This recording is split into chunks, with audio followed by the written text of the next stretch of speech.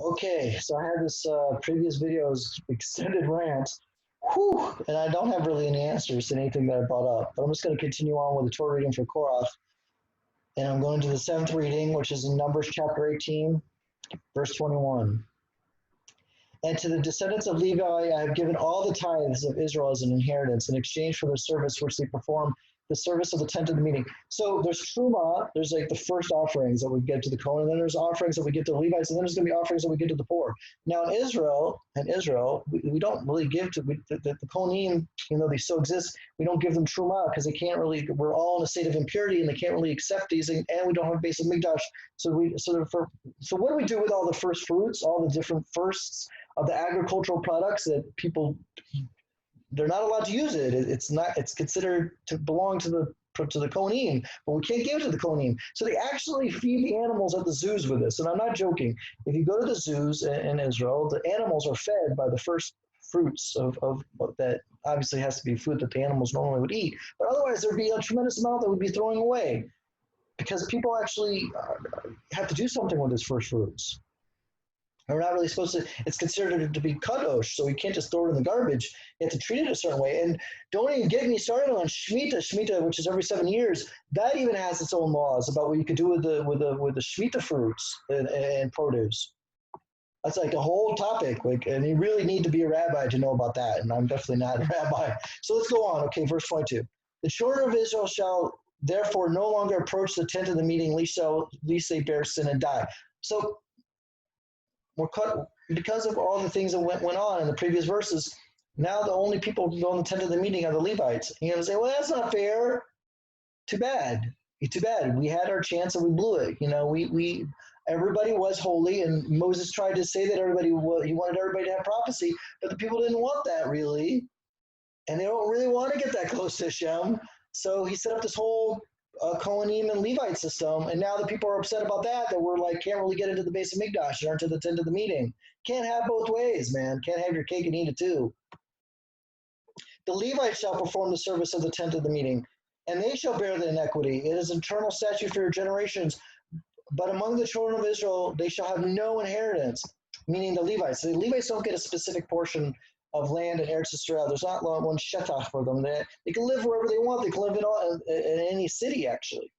But they don't have inheritance of the land, which has to do with Jubilee. It has to do with that's another video in and of itself of like the interconnectedness of the land and the portions of the land and inheritance and Jubilee, which is every 50 years, which we read about before. For the tithes of the children of Israel, which they shall set aside for the Lord as a gift, I have given to the Levites as an inheritance. Thus I have said to them that they shall have no inheritance amongst the children of Israel. Again, specific to the land inheritance, so they do get all the first fruits. I mean, it's not like they're not like left hung out to dry. They get all the first fruits. They get all the first of everything, that gets to the Levites and the Kohanim. The Lord spoke to Moses, saying, speak to the children, to the Levites, and tell them, when you take the tithe from the children of Israel, which I've given from them as your inheritance, you shall set it aside as a gift for the Lord, a tithe of the tithe. So the first tithe goes to the Kohanim. Then there's a second tithe, the tithe of the second portion, so the first tenth, and then there's another tenth that goes to the Levites, and then there's another round that goes to the poor and the widows and the orphans. So that's something not mentioned here, but we're going to get to it eventually. Your gift shall be considered for you as grain from the threshing floor and produce from the vat. So basically any agricultural or anything that we're producing, manufacturing, there's like this tithe system, this giving tenths. It's like a tax. It's literally a tax, straight off the top. So shall you set aside for a gift for the Lord from all your tithes you shall take from the children of Israel, and you shall give therefore the Lord's gift to Aaron the priest. From all your gifts you should set aside every gift of the Lord from its choicest portion. That part of it which is to be consecrated. So you don't just give what if the first of your fruits or your agriculture is like rotten? No. It has to be the best. It has to be the best of your, like straight, the best you could produce, your choicest fruit, your choicest animal. The best thing, a tenth of that thing has to be given. What if you only have one? What if you only have one apple, one sheep? You're supposed to give a tenth of the sheep? Like, how do you do that? But of an apple, you can cut off a little slice. You know, of an orange, you give like a little, you cut off a little corner of it. That's like a tenth. Say to them, when you separate his choicest part, again, you have to get the best. You don't just get whatever you want. It shall be considered for you, the Levites, as produce from the threshing floor and as produce from the vat. You and your household may eat it anywhere, for you and your household, meaning the Levites and the Kohanim, they can eat it anywhere, for as your wage in exchange for your service and tent of the meeting. So they don't get an income. The Levites and the Kohanim don't get paid. This is an unpaid position. So how are they supposed to survive? No, they get the first of your fresh threshing floor. They get the best. They get the best of everything. So like if you have a car company, I guess they get the profits from that. I mean, you could also consecrate things to this. So you can consecrate, like, you know, like if you own like a Mercedes dealership or like some sort of, you know, dealership, you can give a car to the Kohanim or to the Levites. You can set aside. I'm not joking. You could really do that. You could set aside things for the Kohanim and the Levites. They don't need an income. They weren't supposed to get paid. But they had an income, so to speak. But it was like, this is a tax system. All you have to understand from this is the tax system of tenths for the Kohanim and a tenth for the Levites from your income, which is agricultural and or from your vineyard.